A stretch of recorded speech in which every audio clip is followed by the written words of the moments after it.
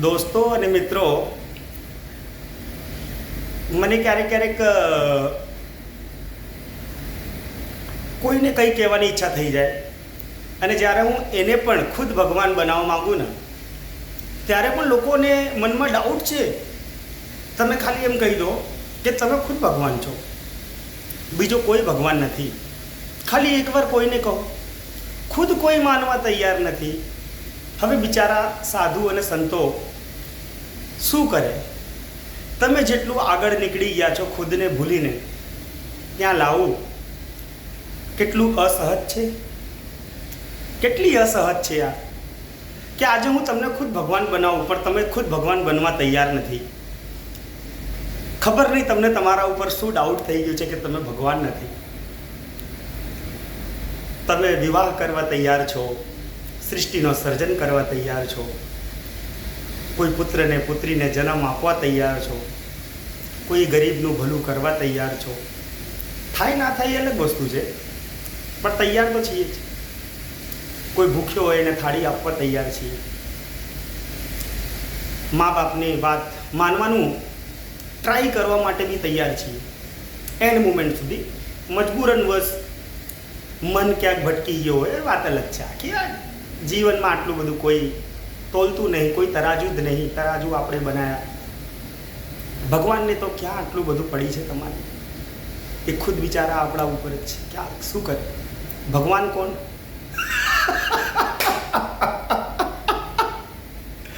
આપણે બોલી રહ્યા છીએ ને, એક છે અવાજ. કોને બનાવી દીધું? કોણ શબ્દ બોલી રહ્યો છે? કોણ તમારા દિલને મહેસૂસ કરાવી રહ્યો છે કે આ શબ્દનો મિનિંગ શું છે? કોણ? હું ખુદ. હું જે વાતે કરી રહ્યો છું એ તમારા માટે જ છે ને. મારી જ વાત તમે અત્યારે સાંભળી રહ્યા છો ને. કોઈ સચ છે એના ઉપર બી? હજી પણ બની શકે. ટેકનોલોજીનો જમાનો છે. હજી હવે આગળ જ નીકળતા જઈએ છીએ. થોડુંક આગળ જઈશું તો ટેકનોલોજી બતાવી દેશે કે ભગવાન કોણ છે. ત્યાં સુધી તમે ખુદ સમજી જાઓ તો વધારે સારું, એવું મારું માનવું છે. સાધુ સંતોએ મનને કાબૂમાં રાખી અને એક અંતમાં નીકળી ગયા છે.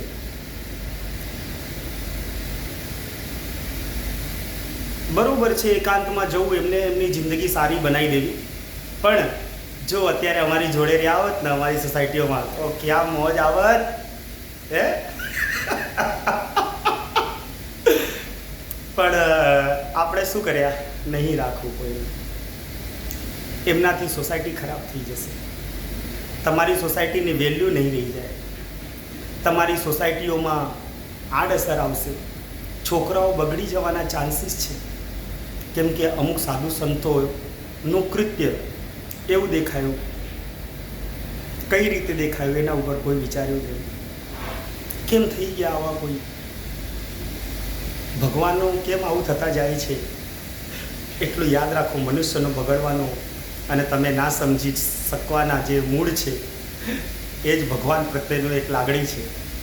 આ જ લાગણી છે કે જે તમે આજે કોઈમાં બહુ ખામી નથી ગોતી શકતા, સિવાય એનો કે અમારાથી દૂર કરો.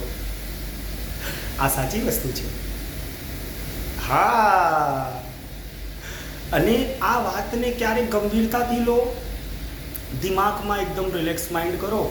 તમારા ઘરે જે બી સ્ત્રી હોય એવું સમજો તમે એકદમ ખુશ છો.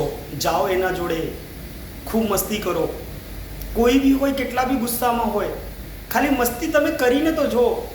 એ ના કરે તો કહો, કરશે. મન છે ના એનું મન આવી જશે તમારું.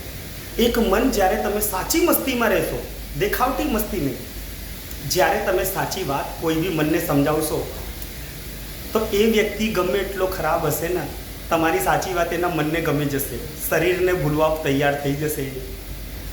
લોકો પોતાની શરીરોને પણ ભૂલવા તૈયાર છે મનને સાચવવા માટે. યસ મારો દોસ્ત. તો મનને સમજવાની એ પ્રક્રિયા જે શરીરને મળ્યું હતું એ આપણે ભૂલતા ગયા. આ શરીરરૂપી મંદિરમાં વિરાજમાન છે ચેતના, ચૈતન્ય મહાપ્રભુ ઈશ્વરીય વેદાંત શાસ્ત્રી શક્તિ સાથે તમને એક શક્તિને પ્રેમ આપવા માટે, એની સાર સંભાળ કરવા માટેના તમામ સાધનો અપૂર્ત છે તમારા શરીરમાં, પણ એને બી ક્યારે લેવા જોઈએ?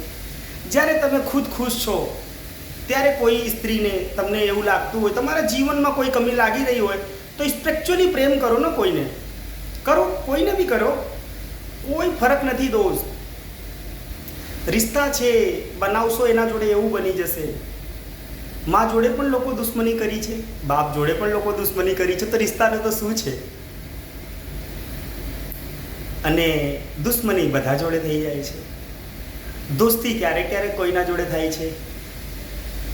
બે દોસ્તો આપસમાં ફરતા ફરતા હોય ને તો ત્રીજો વ્યક્તિ જોઈને કેમ એને જેલીસ કરે છે, કેમ એને બેને કેમ નહીં ફરવા દેવા માંગતા તમે? અરે બે મિત્ર થઈ ગયા છે, એ ત્રીજાને જોડશે જ્યારે જરૂર પડશે. તમને જોડશે, ક્યારે જોડશે? કેમ આટલા ફરકમાં પડ્યા છો? આ દુનિયાને તમે કોઈ બી વસ્તુને દૂરથી જોશો તો શક ઊભો થશે દોસ્ત. પ્લીઝ શક ના ઊભા થવા દેતા તમારા જીવનમાં. આ જીવન એક ષડયંત્રનો પાઠ છે, એક પ્રેમનો દરિયો છે. એના માટે બીજા કોઈને તમારા પ્રેમ તમારા સુધી જ રહી જાય એવું ના કરે. પ્રેમ બહુ કરુણાવાળું, બહુ ભાવનાત્મક છે, લાગણીશીલ હોય છે. પ્રેમની પરિભાષા હજી લોકો સુધી પહોંચ્યું નથી. જેમ આખું દેશ, આખા દુનિયામાં રાજકારણોના રાજનેતાઓ છે જરૂર, એ લોકો સાચા છે, તમે માનો ના માનો, પણ હજી એમને પણ ખબર નથી કે નેતા શું હોય છે. જો એમને ખબર હોત તો આજે તમને કોઈ તકલીફ જ ના હોય. એમને સમજાવી દો ને કે તમને ભગવાને કોના માટે મોકલ્યા છે, તમે અમારા ભગવાન છો. એમને જ બતાવી દો તમે જ અમારા સર્વશ્રેષ્ઠ છો, તમે અમારું ધ્યાન રાખનાર છો, અને તમારા ઉપર અમારી જવાબદારીઓ છે. અમે પૂરું જીવીને અને હસતા હસતા જીવીને મૃત્યુને બોલાવીએ, એ જવાબદારી તમારા ઉપર છે. તમે સમજી જાઓ. હવે જેમ એક કંપનીની અંદર એક કંપની બનાવનાર વ્યક્તિને જ્યારે એ નોકરી ઉપર જેટલા વ્યક્તિઓને રાખે અને જેટલા દિવસ થતા જાય એટલા દિવસના પૈસા આપવાની જવાબદારીઓ વધતી જાય. ભલે એના જોડે હોય કે ના હોય, પણ એને એક સેન્સ માઇન્ડમાં જરૂર જાગતું હશે કે આ બધાને ખર્ચો મારે પૂરું કરવાનું છે. ના હોય એ આખી અલગ વસ્તુ છે, ના કરતા હોય એ આખી અલગ વસ્તુ છે, ખુદના મનને મારતા હોય એ આખી અલગ વસ્તુ છે. એકવાર ઈચ્છા તો થઈ જશે કે આને આપવું તો પડશે જ. જેટલું તમે ગુસ્સામાં આવીને લોકો જોડે પેશ આવો છો, એટલું કોઈ દિવસ પ્રેમ કરો તો તમારું જીવન બહુ સરળ અને સમૃદ્ધ થઈ જશે. જેટલી વસ્તુને તમે પકડવાનું ટ્રાયમાં પડ્યા છો એને એટલી છોડી દો. છોડવામાં બહુ મજા આવશે તમને. છોડશો તો તમને વસ્તુઓ મળવાની છે. તો આપણી જે દિનચર્યા છે એને થોડુંક સુધારીએ, ખુદને થોડુંક મેન્ટેન રાખીએ. આ શરીર છે ને દોસ્ત, ઘરે 10 રૂપિયાની વસ્તુ લાવીએ એને મેન્ટેન કરીએ છીએ, 10,000ના મોબાઈલ લાવીને એને સાચવીએ છીએ. એ વાત છે. તમારા વગર કશું કોઈનું ઊભું રહ્યું છે? જો નાની વસ્તુનું આટલી સાર સંભાળ છે તો તમે બી તમારું સંભાળ કરતા રહો. અને મારું સાર સંભાળ હવે થઈ ગયું છે. બાય.